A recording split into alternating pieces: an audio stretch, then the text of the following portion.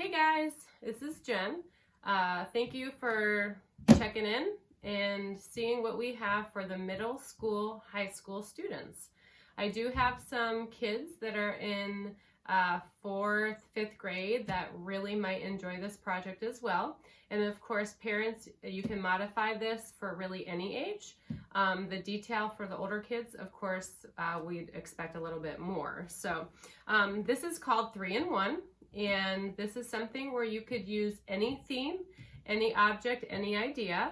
Normally in the classroom, when we are sitting, it's pretty difficult to brainstorm. I have found that sometimes, even myself, we just need some time alone to brainstorm. I'm really excited that you guys are going to have that opportunity. We come into the classroom, I present to you our project, and a lot of the times we just kind of sit there because maybe we're just not in the mood to be creative, and it's really tough to force yourself to be creative. So I am super excited that you will be able to brainstorm at home. If you have any issues with the brainstorming process, please email, let me know, and I can work you through that. A lot of the times I'll walk around the room and I will go up to everybody, and sometimes it just helps to talk about ideas as well. I had a really fun time for myself brainstorming. So what I did is, since we have to come up with something that we want to draw, something that we enjoy, this is your chance to pick it. So if you don't like an elephant, well then certainly do not pick an elephant. I don't even know, I was trying to think once I started drawing, I don't even know why I like elephants, but I always have liked elephants.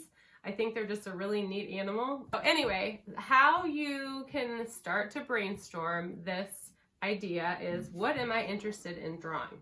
Okay, that's going to be the first question that you're going to ask.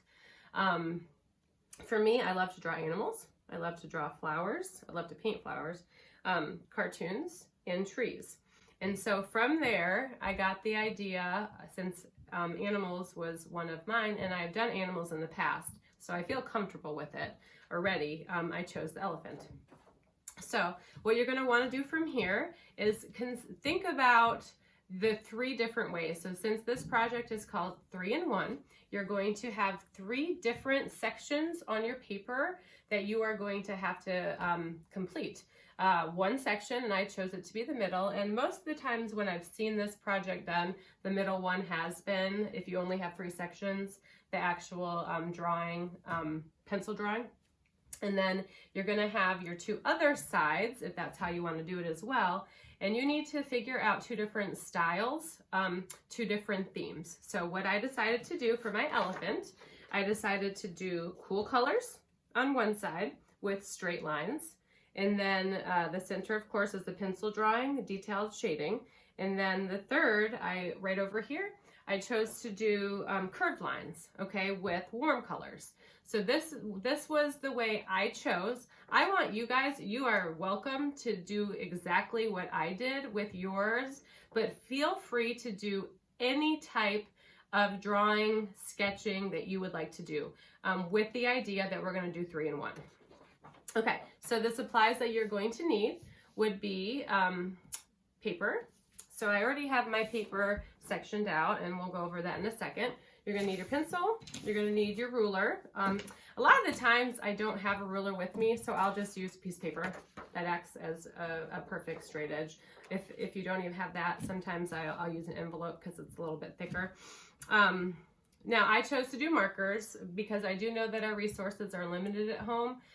If some of you, and I know some of my students have sets of paint at home, feel free to use paint, chalk pastel, oil pastel. You can use ink, you could use Sharpie, use whatever you want. I chose to do markers because I wanted to keep the supplies very basic. Okay, so what we're going to start with is sectioning off our paper. My paper happens to be, which most of you guys will be between 11 and 12 inches.